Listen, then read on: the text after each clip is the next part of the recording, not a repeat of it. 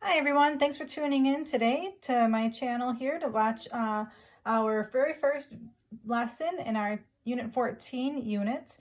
This is Mrs. Kirk and I'm going to be showing you how to plot polar coordinates and how to convert them as well. So for the lesson today, you're going to want to have your straight edge and just something to write with would be great. All right, here we go. Again, just like any video that we're doing, feel free to pause at any point in time so that you can get yourselves caught up in case I'm moving too quickly. So the first thing I did was I started by writing the heading down on my notes, and I just jotted down a few things. So let me just go through what I have here. So this unit is the polar coordinate unit. So this is 14.1. The polar intro and converting points is the title of the lesson. I drew two diagrams here. The first diagram here is a picture of a polar axis. I labeled that polar axis. They refer to this as the pole, not the origin. They refer to that as the pole. And then this would be an angle of theta would be the measure of that angle. And this stands for R. And this would be some random points, R comma theta. And you might be asking, what does R mean? Well, up until now, the only axes you've ever been exposed to are the X and Y axes and the A plus BI axes for vectors. There's also polar axes that look like this. They're circular. So if you notice, there's many circles drawn in here. R stands for the radius of one of these circles. So for example, if I were looking at this circle here, I would say the radius of that would be 1, 2, 3, or R is 3 in that situation. I'm not going to be graphing on these axes today, but I will in the future, and I'll post those on WITS as a PDF so you can download those yourselves. But anyways, that's why this is called R. That stands for the radius of the circle. Now what I did over here was I made a set of X and Y axes, and I took that angle with that length R, and I put that point there as well. But instead of R and theta, I used X and Y, which is what we're used to seeing. And the reason I did this is this is going to help me with my conversions a little bit later in the notes. What I want to do is take this and turn it into a right triangle. I'm going to go ahead and draw on a vertical line and make that into a right triangle. If that's a right triangle, I know that this horizontal distance would be the length X, because this is the point X comma Y. So this is a length of X, and the height is Y. It goes X, Y. Now, is there some kind of relationship that you can think of with X, Y, and R? I can.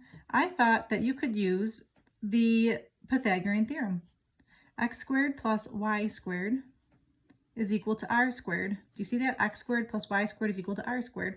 I do want to definitely box that in. That's going to be one of the formulas that you're going to need to know for this unit. I recommend that at the end of the notes today that you write down these highlighted formulas on a note card. We'll be adding a few formulas. I'm going to grab my highlighter. Here's my daughter's Fancy Nancy highlighter. I'm going to highlight this, this formula here. What else can this triangle help me figure out?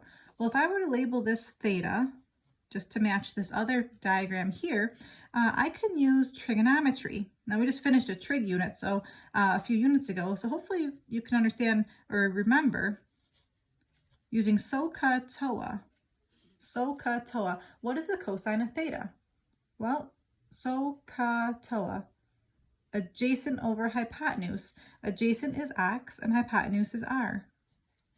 Well, where am I going with this? If I were to put this over 1 and cross multiply this, I'm left with X is equal to R cos theta.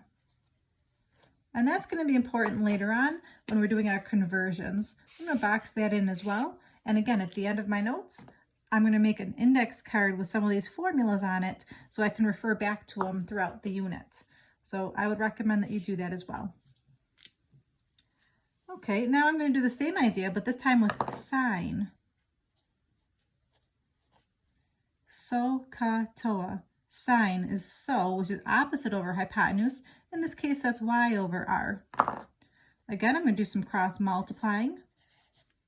And I'm left with y is equal to r sine theta. Again, that's going to come in handy when we do our conversions, because I know now that x is really equal to this and y is really equal to this. So I'm highlighting this so after my notes I can add that to my note card. And the last thing you need for conversions is tangent. So again, using SOHCAHTOA, TOA, opposite over adjacent, opposite over adjacent. So that's y over x. Now this time I'm not going to cross multiply because you'll have x and y on both sides of the equation, and that won't really be helping me to solve for either of those things. So I'm just going to highlight this the way it is. Again, these things that I highlighted, they're all going to be helpful for when we do our conversions later in my notes. So if you're going to make an index card, I would, like I said, add these 4 formulas there and write down for yourselves, but that's used for conversions. But now let's take some time and actually plot some of these things. So I've got 3 parts to today's notes. Part A is how to plot polar points. It's a little bit of a tongue twister there. I like how that one's PPP like that. Is that alliteration? All right, so plotting polar points. The first point that I'd like to show you how to plot is the point 2, pi over 4. Now, when you plot polar points, a polar point is in the form of r, theta. A normal point is in the form of x, y, but this is r, theta. So when you're plotting polar points, you actually start by drawing this first.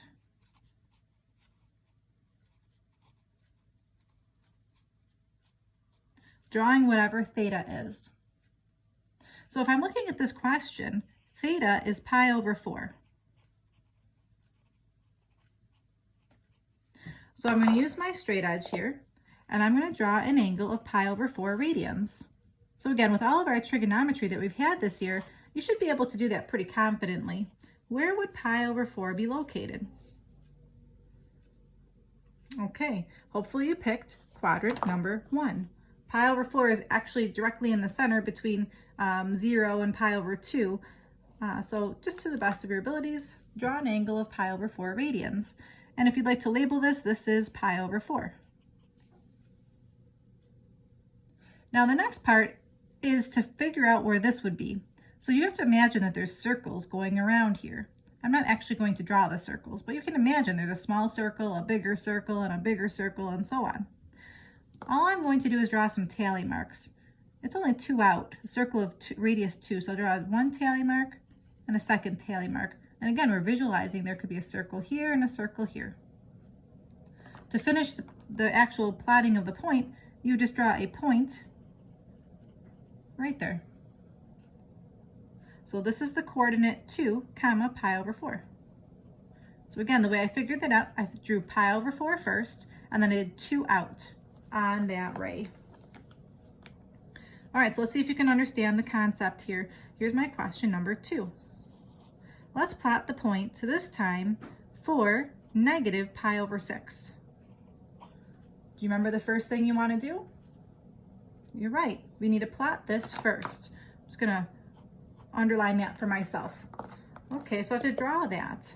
So on my axes, you have to try to figure out where is pi over 6. Where is pi over 6? Actually, it's negative as well. Where is negative pi over 6? Okay, try to draw that angle now. Did you say it was going to be in quadrant 4? I hope so. So there's a ray. I'll label this negative pi over 6. And it does say 4, so that means I'm going to go 4 dashes out. 1, 2, 3, 4. And you put a dot right on that point. So that is the point 4, negative pi over 6. Are you with me so far? If you are, keep on going. If not, maybe pause the video, rewind it, and try to see if you can make some sense out of this. This is not easy. Number 3 is 8, 2 pi over 3. Okay, so where do we start? You got it. We need to plot this first. So you need to figure out where 2 pi over 3 is located. 2 pi over 3. Where is that located? If you think you've got it, go ahead and draw that in the quadrant that you think it's in.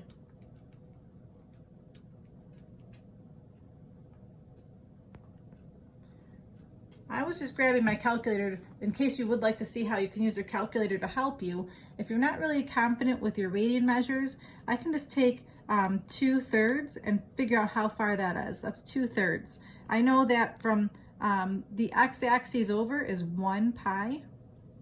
So this is 0.6 pi. Well, from here to here is pi over 2, or 1/2. So 0.6 has got to be someplace over here. So to draw this, if you picked an angle in quadrant 2, great job. And if not, maybe try using your calculator to convert that to a decimal to make it a little more manageable for you. So 2 pi over 3 is someplace over here in quadrant 2. I'm going to label this as 2 pi over 3. And then the r is 8. So what does that mean? I go 8 dashes out. 1, 2, 3, 4, 5, 6, 7, 8. And you put a dot on the 8th tally mark. And that's the coordinate 8, 2 pi over 3. You feel like you're getting the hang of this? I think the hardest part will be drawing that angle for yourselves. Here's my question number 4. The question this time is the point P, which is -4, 7 pi over 6. Okay, so where do we start? We start at the angle. So figure out where 7 pi over 6 will be located. What quadrant do you think it's in? Okay, let's try to draw it. So I'm going to draw my axes. And I know this is going to be pi, which is 6 pi over 6. So it's got to be a little bit past that. So if you picked quadrant 3, awesome job. If not, you may have wanted to grab your calculator to help you with that. So this, again, is 7 pi over 6. But now we've got a problem. I don't know if you noticed this, but my r value is negative. That tells me something. I'm going to write this down in my notes. If r is negative, the point is on the opposite ray. And that's a key idea there. So if you see r is negative, you have to look at the opposite ray. And until now, I haven't even talked about an opposite ray. Well, an opposite ray takes the original ray and it's going to continue it in the opposite direction. So I'm even going to label it in this particular problem. This is the opposite ray. And all I did was I took my straight edge and I just continued it going in the opposite direction. And now I'm going to go 4 out. 1, 2, 3, 4. And this is where the point will be located. So it's a very tricky question. The thing to be careful of is if you see a negative in front of the r, you're going in the opposite ray. Very tough question. All right, last one of these to plot will be by question number 5. I'm going to go ahead and see if I can squeeze it in here.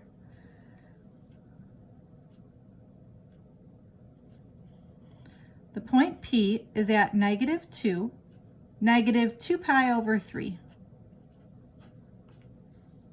Okay, so where do we start? Correct. You have to plot that angle first. So figure out where -2 pi over 3 would be located. Okay, I'm going to draw my axes while you think about it. Where is -2 pi over 3?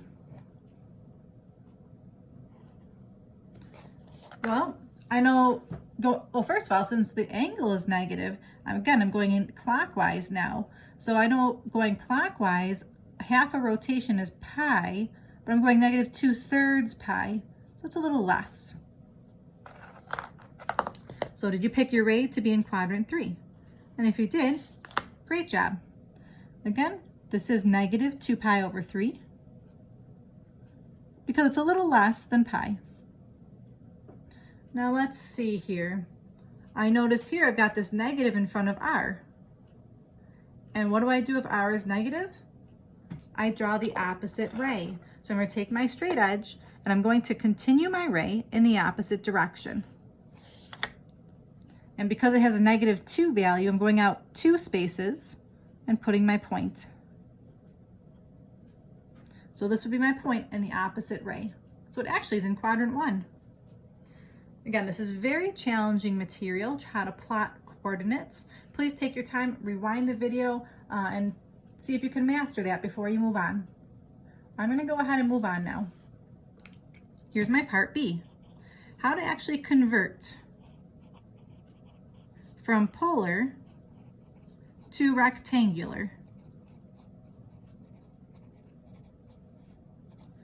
So a polar coordinate looks like this, r comma theta. We just plotted 4 of them, or 5 of them. A rectangular coordinate is x comma y. So I'm going to do 2 questions on how to convert. So my question number 6 is how to convert the coordinate 8 comma 2 pi over 3. And I picked that one because we already graphed it right over here with question number 3. But I'm going to try to convert this to a x and y coordinate. So this is the procedure.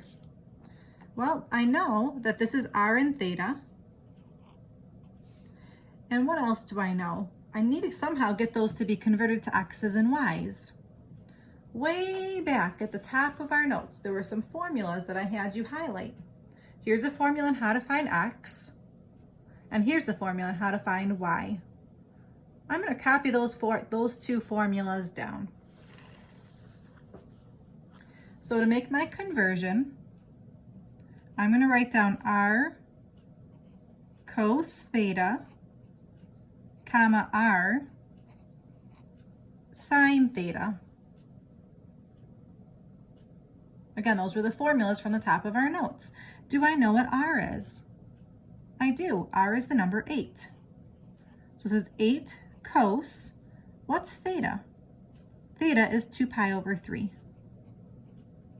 And then you've got 8 sine 2 pi over 3.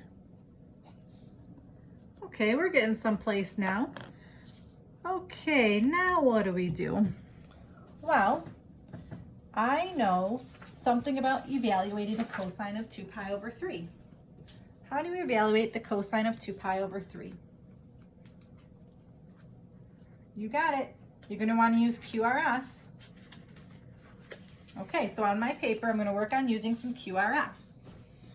Let's see here. So I'm working on using QRS. I'm going to do this in the margin of my paper. I'm going to go ahead and draw a set of axes. I'm going to plot where 2 pi over 3 is. 2 pi over 3 is over here. So right now I'm trying to figure out the QRS. So what quadrant is that in? That's in quadrant 2. That's 2 pi over 3. R stands for the reference angle. The reference angle is the angle that's between the x-axis and my angle here. So I'm going back to some trigonometry that you learned earlier in the school year. So what is that little blue piece that I just highlighted? Well, if the x-axis to here is 2 pi over 3, this little section must be pi over 3. Because it's pi take away 2 pi over 3. And then for the sine, if you notice here, I've got a cosine and I've got a sine. So I'm going to do them both so I don't have to do this twice. This is all students take chemistry. So we're in quadrant 2. So what do you know about cosine in quadrant 2? Cosine will be negative. What do you know about sine in quadrant 2? Sine will be positive. So what did I just figure out? This is the same thing as negative 8 cosine pi over 3. And this is the same thing as positive 8 sine pi over 3. Still, where am I going with this? Well, if you remember from trigonometry, you were exposed to this chart. So after our notes, I'm going to make a new index card. I'm going to redraw this chart on that index card. You're going to be needing this chart a lot this unit. And I'm also going to write the formulas that we're going to need. But referring to this chart, I want the cosine of pi over 3. Cosine pi over 3 is really the number 1/2. I also need the sine of pi over 3. sine pi over 3 is really radical 3 over 2. So I'm going to plug in those values. So this is really negative 8 times 1/2 and positive 8 times radical 3 over 2. So to finish this off, this is negative 4, comma, that becomes the 8 and the 2 cancel, so it's 4 radical 3. So what did I just figure out? I just figured out that if I were to plot the point negative 4, comma, 4 radical 3, it should look exactly like this. Negative 4, comma, 4 radical 3. So right there, we just converted a polar point to a rectangular coordinate. So let me give you one more to practice, and this would be a good time to perhaps pause the video and see if you can, how far you can get with this. The next one is negative 4, comma, 7 pi over 6. And again, we know what it's going to look like because we did it in question number 4. So I'm going to start off by writing the formulas again. R cos theta, comma, R sine theta. This is R, this is theta. So I've got negative 4 cos 7 pi over 6, comma, negative 4 sine of 7 pi over 6. And again, if you haven't done so already, now would be a good time to pause the video to see if you can evaluate the cosine of 7 pi over 6 and the sine of 7 pi over 6. I'm going to continue on. First thing I want to do is draw where 7 pi over 6 is located. 7 pi over 6 would be over here because it's a little bit more than 6 pi over 6. So it's in quadrant 1, 2, 3. The reference angle would be this little angle here between the x-axis and the ray. So that's pi over 6. And the sine, let's see, again, we're using that all students take chemistry idea. So in quadrant 3, cosine and sine are both negative. So now I'm going to start filling this in. Negative 4, and this really is the same thing as negative cosine of pi over 6. Comma, negative 4, and this is the same thing as negative sine of pi over 6. I'm going to refer back to my chart over here at pi over 6. Cosine is radical 3 over 2, and sine is 1/2. So it's negative 4 times negative radical 3 over 2, comma, negative 4 times negative 1/2. So the negative 4 and this negative 2 can reduce to say as 2, comma, radical, oops, sorry, no comma, just 2 radical 3. Haven't used my whiteout in a little while. So 2 radical 3, comma, negative 4 times negative 1/2 is just positive 2. So again, what did I just figure out? If I were to plot the point on an x and y axes, question number 4 would be plotted at 2 radical 3, comma, 2, which it looks like that's the case. All right, so that was a little bit of conversions. And again, feel free to go back and rewind the video at any point in time. I'm going to go over the last question today. And this one is going from rectangular to polar. So I'm going to slide my paper here for my last question. Part C is going to convert from rectangular to polar. And the question today, the very last question of the notes, is the coordinate negative 1, comma, radical 3. So again, this is an x and y coordinate, but I want to go to polar. So rectangular has x and y, and polar has r and theta. So somehow I have to change these to be an r and a theta.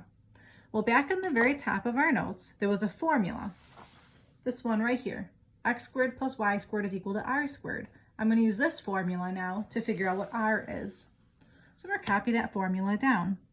X squared plus y squared is equal to r squared. And then plug in what you know. So it's negative 1 squared plus the square root of 3 squared is equal to r squared. Let's see, that's really 1 plus 3, which is 4. 4 is equal to r squared, so that means r is equal to 2. And now I know r is technically plus or minus 2, but you can't have a negative radius. So I'm just going to leave it as positive 2 for these questions. So I figured out what r is. I need r and I need theta. So how do I figure out what theta is? I'm going to divide my paper here. To figure out what theta is, I'm going to use this second formula up on top. Tan theta is equal to y over x. So maybe box these two together, group these two formulas together, and maybe make a note. This is from rectangular to polar. And then these formulas would be for polar to rectangular. So maybe just to differentiate that, so when you're making your note card, you can group those together. So this one's from polar to rectangular. Okay, so these two formulas are the two formulas I'm using right now. So I'm going back to the bottom of my notes. I'm going to write down that other formula for tangent. It was tan theta is equal to y over x. So let's see, I can figure this out. Tan theta is equal to radical 3 over negative 1. Or in other words, tan theta is equal to negative radical 3. Okay, where am I going now? Well, I can plot this point, negative 1 comma radical 3. So you do need to plot that point. So I'm going to just estimate. So it's a negative number followed by